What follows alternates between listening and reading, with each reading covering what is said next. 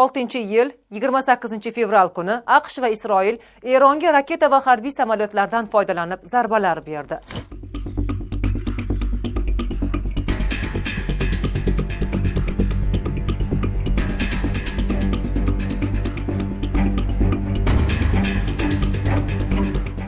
Oqibatda Eron oliy ruhoniysi, amalda mamlakatning ikki rahbaridan biri bo'lgan Ali Xomenai halok bo'ldi. Bu shaxs bir paytlar Eron prezidenti ham bo'lgan va amalda u 1981-yildan buyon hokimiyat tepasida edi. Ali Xomenai o'ldirilgani haqida birinchi bo'lib Reuters agentligi xabar berdi. So'ng Isroil tomoni va AQSh prezidenti Donald Tramp ham uning o'ldirilganini aytib chiqdi. Biroq 28-fevral tunda Eron ommaviy axborot vositalari Ali Xomenai o'ldirilganini rad etib, u AQSh va Eronga qarshi harbiy harakatlarni qat'iyat va sobitlik bilan boshqarib turganini ta'kidladi. 2026-yil 1-mart tongda Eron ommaviy axborot vositalari mamlakat oliy rahbari Ali Xomenai o'ldirilganini tasdiqladi. Hazrati Oyatullohil Uzmo Sayyid Ali Husayni Xomenai در راه سربلندی حرم جمهوری اسلامی ایران شهد گوارای شهادت را نوشیدند و به ملکوت اعلی پیوستند. Mamlakatda 40 kunlik motam kunlari e'lon qilingani haqida xabar tarqatildi. Xo'sh, Xomenai hokimiyat tepasiga qanday kelgan edi?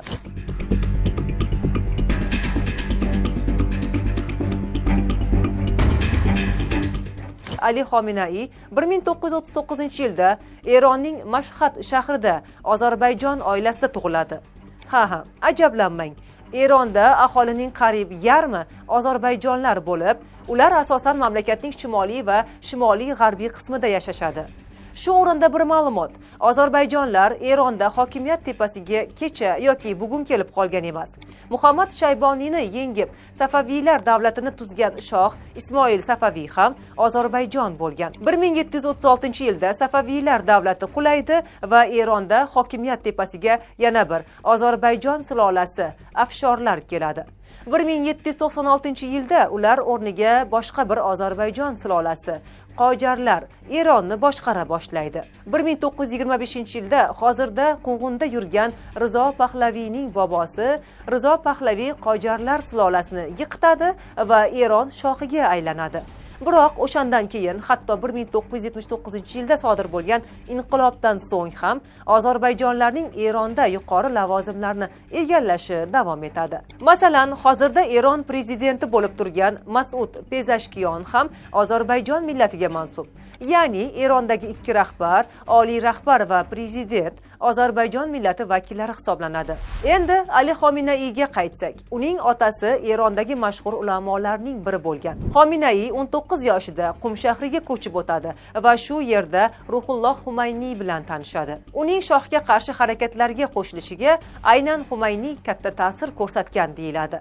Talabalik davrida unda sovet siyosatiga moyillik bo'lgan va shunda Karl Marx va Lenin asarlarini o'qish uchun rus tilini o'rgangan. Shuningdek, u arab, ingliz, ozroq fransuz tillarida ham so'zlasha olgan. 1979-yilda Eronda sodir bo'lgan inqilobgacha Ali Xomenai ustozi Ruhulloh Humayniy bilan birga bir necha marta hibsga olinadi, surgun qilinadi.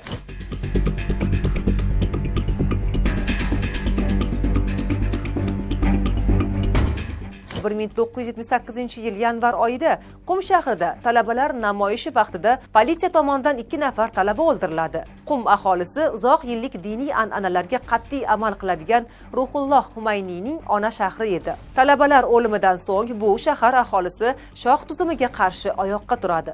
Fevralda yana bir yirik shahar Tabriz aholisi bosh ko'tardi. Martga kelib Erondagi barcha shaharlarda keng ko'lamli namoyishlar boshlanib ketadi.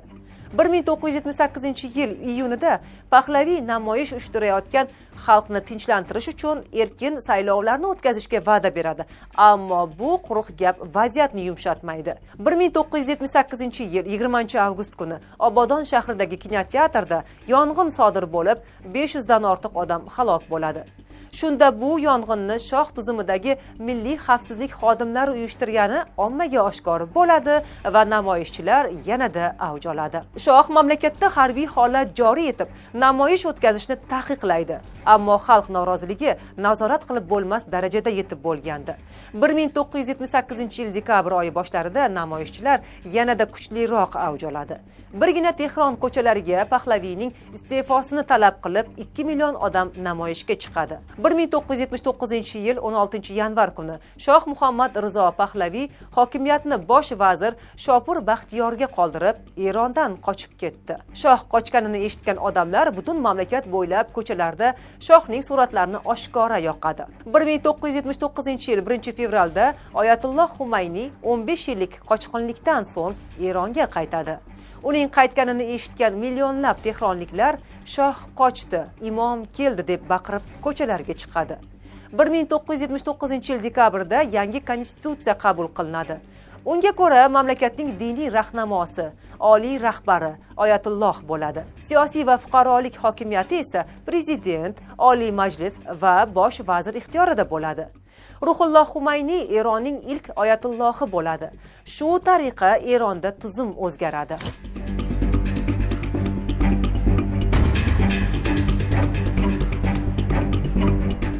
Eronda monarxiya yiqitilib, respublika o'rnatilgach, mamlakatning oliy rahbariga aylangan Xumayniy eski safdoshi Ali Xominaiyni Tehronda Juma masjidi bosh imomi etib tayinlaydi. O'sha paytda bu masjid oddiy ibodatxona emas, balki yangi tuzumning umumdavlat va umummilliy siyosiy xabarlari e'lon qilinadigan joyi edi. Ya'ni Ali Xominayi shunchaki bir masjid imomi emas, balki soddaroq tilda aytganda oliy rahbarning matbuot kotibi vazifasida edi. 1981-yilda Eronda prezident almashadi. Xumayniy birinchi prezident Abul Hasan Banisadrni Iroqga qarshi urushda sustkashlikda ayblaydi va hokimiyatdan ketkazadi. 1981-yil iyulda o'tkazilgan saylovda g'alaba qozongan Muhammad Ali Rojoiy mamlakat prezidenti bo'ladi. Biroq qasamyod qabul qilish marosimidan 2 hafta o'tgach, shoh tarafdorlari tomonidan suiqasd uyushtiriladi. Oqibatda Muhammad Ali Rojoiy Eron bosh vaziri va Milliy xavfsizlik oliy kengashi kotibi halok bo'ladi. Shundan so'ng Eronda yana prezidentlik saylovi o'tkaziladi. Unda Ali Xominayi g'alaba qozonadi va Eronning 3-prezidentiga aylanadi. Ali Xominayi Eronni 1981-yildan 1989-yilgacha boshqaradi.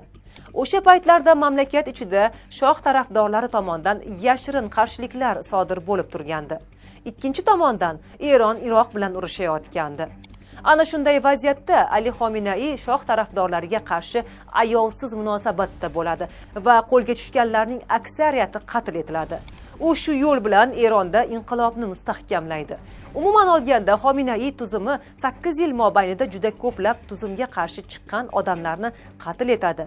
Ayrim ma'lumotlarga ko'ra, birgina 1988-yilning o'zida Eronda 30 mingdan ortiq odam qatl etilgan. O'sha paytda Eronda tuzumga qarshi bo'lganlarni sud va tergov qilishmaydi. Hibsdagilar Tehron o'lim qo'mitasi deb nomlangan qo'mita qarori bilan o'lim jazosiga hukm qilinadi. Tehron prokurori keyinchalik Eron bosh prokurori bo'lgan Murtazo Eshrag'iy Eron bosh prokurori o'rinbosari, keyinchalik Eron prezidenti bo'lgan Ibrohim Raisi shariat qozisi, keyinchalik Eron oliy sudi raisi o'rinbosari bo'lgan Husayn Ali Neyari Qurolli kuchlar inqilobiy sudining g'arbiy hududlari bo'yicha prokurori, Mustafa Pirmuhammadiy qo'mitaning asosiy hukm chiqaruvchilari bo'lgan.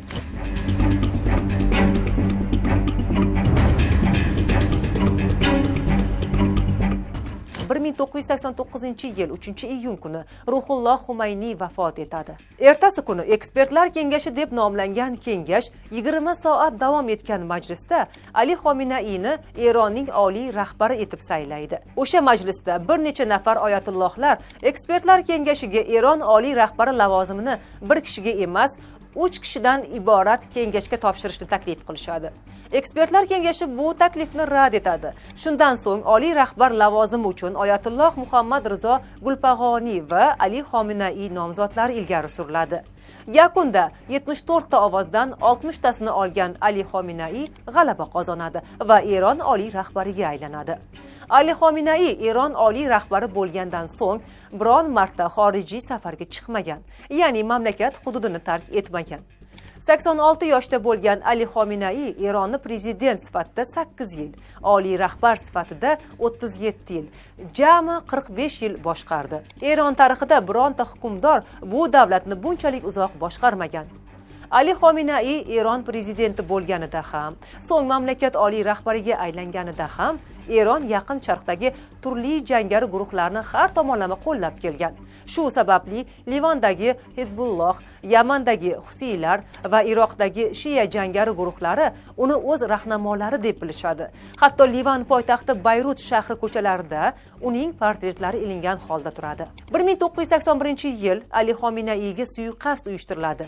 Yig'inlarning birida unga savol yozilgan magnitofon berishadi. Ali Xomenei savolni eshitish uchun magnitofon tugmasini bosganda undagi portlovchi uskuna ishga tushadi. O'shanda u tirik qoladi va o'ng qo'li qisman ishdan chiqadi. Shundan so'ng Ali Xomenei har doim o'z xavfsizligini birinchi o'ringa qo'yadi. Keyinchalik mobil telefonlar ommalashganda ham xavfsizlik sababidan umuman mobil telefondan foydalanmaydi. Ali Xomenei qattiq qo'llik bilan olib borgan siyosatni uning yaqin qarindoshlari qo'llamagan. Masalan, uning singlisi Badri Xomenei akasi yuritgan siyosatga qarshi chiqadi. Tuzum taqibiga uchragan ayol 1980-yillarda eri Ali Tehroniy bilan Eronni tark etadi. 1995-yil ayol vataniga qaytganida qo'lga olinadi va 10 yil umrini qamoqda o'tkazadi. 2022-yilda Badrining turmush o'rtog'i vafot etadi. Shundan so'ng ayol yana akasiga qarshi chiqib, u olib borayotgan siyosatni keskin tanqid qila boshlaydi. Shuningdek, Badri Xomeneining qizi Farida Murodxoniy ham Ali Xomenei tuzumining ashaddiy tanqidchisi hisoblanadi. Shu sababli unga 2022-yilda 3 yil qamoq jazosi beriladi. Faridaning akasi, Fransiyada yashovchi Mahmud Murodxoniy ham Ali Xomenei tuzumining tanqidchisi hisoblanadi. Ali Xomenei oliy rahbar bo'lganda Eronda bir necha kishi prezidentlik qiladi. Akbar Hoshimiy Rasfanjoniy 1989-1997-yillarda, Muhammad Xotamiy 1997-2005-yillarda, Mahmud Ahmadinajod 2005-2013-yillarda, Hasan Ruhoniy 2013-2021-yillarda, Ibrohim Raisiy 2021-2024-yillarda, Mas'ud Pezeshkian 2024-yildan hozirgacha.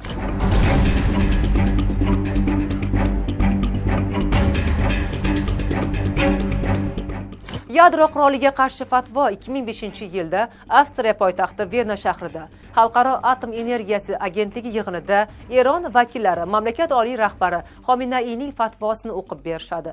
Unda oliy rahbar islomda yadro qurolini ishlab chiqarish va uni qo'llash haromligini aytgandi. Biroq negadir Eron tomoni bu fatvoga hech ham amal qilmagan va ancha yillardan buyon yadro qurolini yaratish ustida tadqiqotlar o'tkazib kelmoqda. Ayrim eronlik diplomatlar Ali Xomenei mamlakat milliy razvedkasi rahbariyati bilan uchrashganda ularga yadro quroli bo'yicha chiqargan fatvosi Eron musulmonlariga yadro qurolini ishlab chiqarishni taqiqlamasligini aytgan. Shundan kelib chiqib, ayrimlar Xomenei keyinroq yadro quroli bo'yicha chiqargan fatvosini bekor qilgan deyishadi. Shunga o'xshash hodisa avvalroq Eron-Iroq urushi davrida sodir bo'lgan. Xomenei kulfat keltiruvchi qurollar, jumladan yadro qurollari haqida o'zi chiqargan fatvoni bekor qilgandi va ularni ishlab chiqarish dasturlarini boshlashni buyurgandi.